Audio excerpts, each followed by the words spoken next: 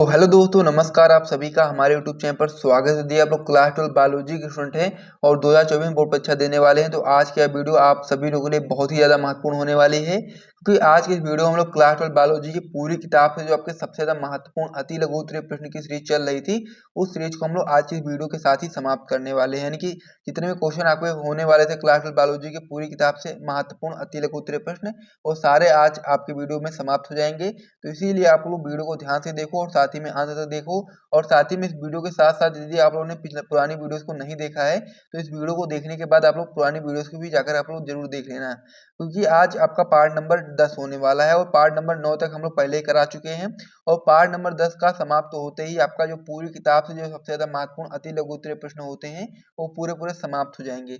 तो सभी प्रश्नों को आप लोग आराम से समाप्त कर लोगे यदि, तो फिर आपको इसमें से बाहर से देखने को नहीं मिलेगा। इन्हीं में से प्रश्न आपको बोर्ड परीक्षा 2024 में देखने को मिलेगा, क्योंकि जितने भी प्रश्न आपके बोर्ड परीक्षा में बहुत ही ज्यादा महत्वपूर्ण होते हैं या फिर जिनकी संभावना बहुत ज्यादा होती है आपके बोर्ड परीक्षा में आने की, उन सारे प्रश्नों को मैंने इस सीरीज के अंतर्गत कराया है आप लोगों के लिए।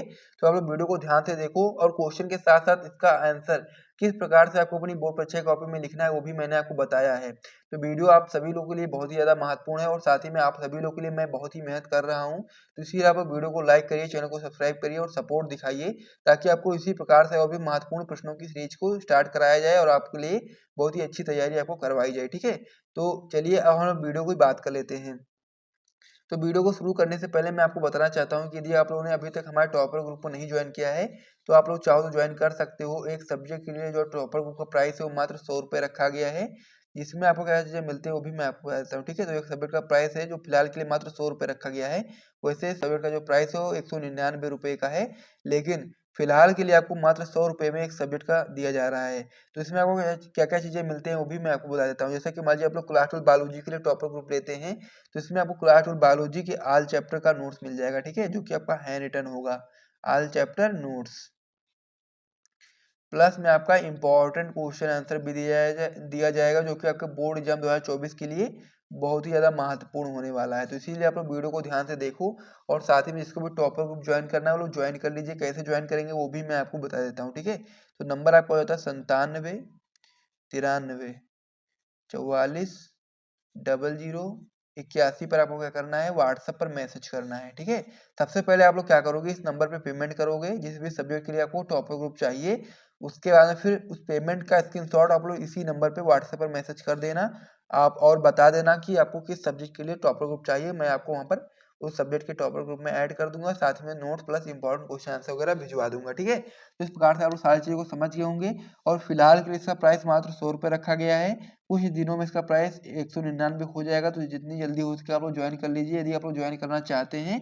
और उसके अलावा जो भी लोग नहीं ज्वाइन करना चाहते हैं वो यूट्यूब पर वीडियोस को देख करके अपनी तैयारी अच्छे तरीके से कर सकते हैं। तो चलिए अब हम लोग अपनी वीडियो को शुरू करते हैं। पार्ट नंबर 9 तक हम लोग पहले ही देख चुके हैं, तो यदि आप लोगों ने अभी तक पार्ट नंबर 1 से और पार्ट नंबर 9 तक यदि आप लोगों ने अभी तक नहीं देखा है तो आप लोग जरूर जाकर के देख लीजिएगा। आपका पार्ट नंबर 10 होने वाला है और इसी के साथ में आपका जो पूरी किताब से सबसे ज्यादा महत्वपूर्ण अति लघु उत्तरीय प्रश्न थे वो इसी के साथ समाप्त हो जाएंगे। जितने भी प्रश्न आपके होते हैं सारे मैंने आपको करवा दिए होंगे इस वीडियो के समाप्ति के साथ ही। ठीक है, तो इसीलिए आप लोग वीडियो को ध्यान से देखो, हर एक पार्ट को अच्छे तरीके से तैयार कर लो यदि आप लोग अपनी बोर्ड परीक्षा में बहुत ही अच्छा स्कोर करना चाहते हैं। तो चलिए अब हम अपनी वीडियो को शुरू करते हैं और पार्ट नंबर 10 में जो आपके सबसे ज्यादा महत्वपूर्ण प्रश्न होने वाले हैं उसको देखते हैं। तो पार्ट नंबर 10 में जो हमारा पहला क्वेश्चन होने वाला है आपका होने वाला है कि पारिस्थितिक तंत्र की परिभाषा दीजिए। ठीक है, तो इसका उत्तर आप लोग बताओगे कि वह तंत्र जो वातावरण के जैविक तथा अजैविक कारकों के परस्पर संबंधों तथा प्रक्रियाओं को व्यक्त करता है पारितंत्र कहलाता है। पारितंत्र शब्द का सर्वप्रथम प्रयोग एजी टेंसले ने सन 1935 ईस्वी में किया था। ये आपका इंपॉर्टेंट क्वेश्चन है, तो इसे आप लोग अच्छे तरीके से तैयार कर लो। ठीक है, उत्तर मैंने आपको बता ही दिया है, साथ में क्वेश्चन भी आप लोग अपनी कॉपी में नोट करो और उत्तर भी नोट करो, फिर हम लोग अगले क्वेश्चन की ओर बढ़ते हैं। इसमें हमारा अगला क्वेश्चन हो जाता है कि प्रकाश संश्लेषण प्रक्रिया के दौरान कौन सी गैस मुक्त होती है। इंपॉर्टेंट क्वेश्चन होता है, इसका उत्तर आप लोग बताओगे कि प्रकाश संश्लेषण की अपक्रिया द्वारा पर्णहरिम की उपस्थिति में CO2 एवं जल द्वारा भोजन ग्लूकोज का निर्माण करते हैं और इस प्रक्रिया में ऑक्सीजन गैस मुक्त होती है। तो इसका उत्तर आप लोग बताओगे कि जो प्रकाश संश्लेषण प्रक्रिया होती है इसके दौरान गैस होती है ऑक्सीजन मुक्त होती है। तो इस प्रकार से ये भी आपका क्वेश्चन कंप्लीट हो गया है। इसे भी आप अपनी कॉपी में नोट करो। फिर हम लोग अगले क्वेश्चन की ओर बढ़ते हैं। अगला क्वेश्चन आपका हो जाता है कि ऊर्जा के पिरामिड की मुख्य विशेषताएं लिखिए। ये भी आपका इंपॉर्टेंट क्वेश्चन होता है, ठीक है। तो इसका उत्तर आप लोग बताओगे कि ऊर्जा के पिरामिड की विशेषताएं निम्नलिखित हैं। पहला पॉइंट आप लोग बताओगे कि यह पारितंत्र या पोषक स्तर में ऊर्जा का एक दिवसीय प्रवाह दर्शाता है। और दूसरा पॉइंट इसमें आप लोग बताओगे कि यह सदैव सीधा ही होता है। तो इस प्रकार से ऊर्जा के पिरामिड की मुख्य विशेषताएं मैंने आपको बता दी हैं। तो इसे आप लोग अपनी कॉपी में नोट कर लो। फिर हम लोग अगले क्वेश्चन की ओर बढ़ते हैं। अगला क्वेश्चन हमारा हो जाता है कि खाद्य जाल क्या है। ये भी आपका इंपॉर्टेंट क्वेश्चन है कि खाद्य जाल या फिर खाद्य श्रृंखला क्या है। तो इसका उत्तर आप लोग बताओगे कि प्रकृति में विभिन्न खाद्य श्रृंखलाओं के अंतर संबंध से जुड़कर एक जटिल तंत्र का निर्माण होता है। इसे हम लोग खाद्य जाल कहते हैं। क्या होता है कि प्रकृति में विभिन्न खाद्य श्रृंखलाओं के अंतर संबंध से जुड़कर एक जटिल तंत्र का निर्माण होता है और जटिल तंत्र को हम लोग खाद्य जाल कहते हैं। इस प्रकार प्रकृति में खाद्य के अनेक वैकल्पिक मार्ग बन जाते हैं जो पारिस्थितिक तंत्र में साम्यावस्था के लिए महत्वपूर्ण है। तो ये भी क्वेश्चन आपका कंप्लीट हो गया है। तो इसे भी आप लोगों ने कॉपी में नोट करो। फिर हम लोग अगले क्वेश्चन की ओर बढ़ते हैं। अगला क्वेश्चन इसमें हमारा हो जाता है कि पारिस्थितिक तंत्र के जैविक घटक पर टिप्पणी लिखिए। ठीक है, तो इसका उत्तर आप लोग बताओगे कि सभी सजीव जैसे पादप, जंतु, सूक्ष्म जीव आदि पारतंत्र के जैविक घटक हैं।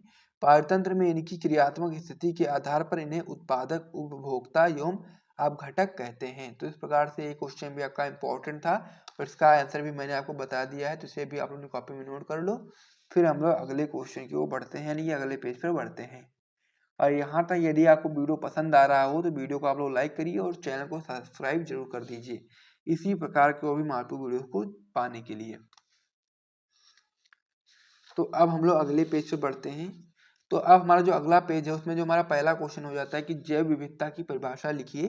तो ये भी आपका इंपॉर्टेंट क्वेश्चन होता है। तो इसका उत्तर आप लोग बताओगे कि किसी एक क्षेत्र में मौजूद विभिन्न प्रजातियों और उन प्रजातियों के पारिस्थितिक तंत्र की विविधता को ही हम लोग जैव विविधता कहते हैं। ठीक है, तो ये भी आपका इंपॉर्टेंट क्वेश्चन था। इसे भी आप अपनी कॉपी में नोट कर लो और अच्छे तरीके से तैयार कर लो। और जो अगला क्वेश्चन आपका होने वाला है कि जैव विविधता तप्त स्थल को परिभाषित कीजिए। अब तप्त स्थल को हम लोग हॉट स्पॉट भी बोलते हैं। ये भी आपका इंपॉर्टेंट क्वेश्चन होता है। ठीक है, तो इसका उत्तर आप लोग बताओगे कि तप्त स्थल पृथ्वी पर पादप एवं जंतुओं के दुर्लभ प्रजातियों की घनी आबादी के क्षेत्र होते हैं। यानी कि जो तप्त स्थल होता है वो आपका होता है पृथ्वी पर पादप एवं जंतुओं की दुर्लभ प्रजातियों की घनी आबादी के क्षेत्र होते हैं। यानी कि ऐसी पृथ्वी पर पाई जाने वाली ऐसी प्रजातियां जो बहुत ही दुर्लभ है, यानी कि जिन्हें देख पाना बहुत ही कठिन है। तो वही आपका जो घनी आबादी क्षेत्र होते हैं उन्हीं प्रजातियों के, उनसे ही हम लोग तप्त स्थल बोलते हैं।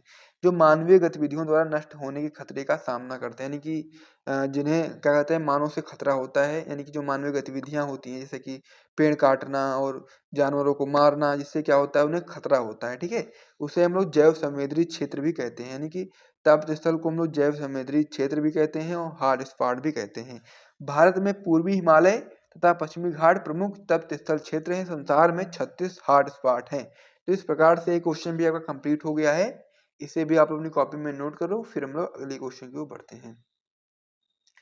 अगला क्वेश्चन हमारा हो जाता है कि विश्व पर्यावरण दिवस कब मनाया जाता है, इसका उद्देश्य है। ठीक है, तो इसका उद्देश्य भी हम लोग को बताना है और इसका साथ ही में बताना है कि पर्यावरण दिवस कब मनाया जाता है। तो उत्तर में आप लोग बताओगे कि विश्व पर्यावरण दिवस 5 जून को मनाया जाता है और इसका उद्देश्य पर्यावरण को संरक्षित रखना है। इंपॉर्टेंट क्वेश्चन था ये भी, इसे भी आप लोगों ने कॉपी में नोट कर लो। अगला क्वेश्चन हमारा हो जाता है कि पादप वन संरक्षण के उद्देश्य लिखिए। ये भी आपका इंपॉर्टेंट क्वेश्चन होता है। ठीक है, तो इसका उत्तर आप लोग बताओगे कि इसके उद्देश्य निम्नलिखित हैं। पहला पॉइंट आप लोग इसमें बताओगे कि प्राकृतिक संतुलन को बनाए रखना। दूसरा पॉइंट आप लोग बताओगे कि पादपों एवं जंतुओं के जीन पूल को सुरक्षित रखना। ये दोनों पॉइंट आपके पादप वन संरक्षण के उद्देश्य हैं। इसे आप लोग नोट करो। फिर हम लोग अगले क्वेश्चन की ओर बढ़ते हैं। इसमें हमारा अगला क्वेश्चन हो जाता है कि जैव विविधता क्षति के कोई 2 कारण बताइए।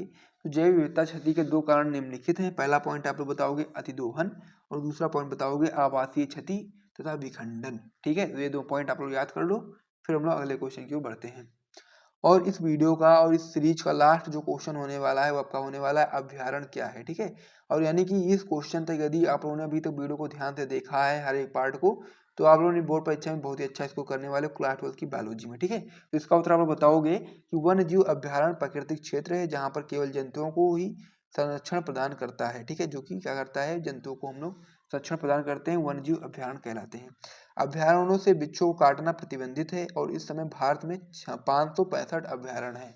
तो इस प्रकार से क्वेश्चन भी आपका कंप्लीट हो गया है और साथ ही में क्लास 12 बायोलॉजी की पूरी किताब से सबसे ज़्यादा महत्वपूर्ण अति लघु उत्तरीय प्रश्न होते हैं जितने भी, वो सारे मैंने आपको करा दिए हैं। आप लोग ध्यान से देखो, तैयार करो, पढ़ो और अपने बोर्ड एग्जाम में बहुत ही अच्छा स्कोर करो। तो चलिए अब हम वीडियो को समाप्त करते हैं, मिलते हैं नेक्स्ट वीडियो में, तब तक के लिए जय हिंद।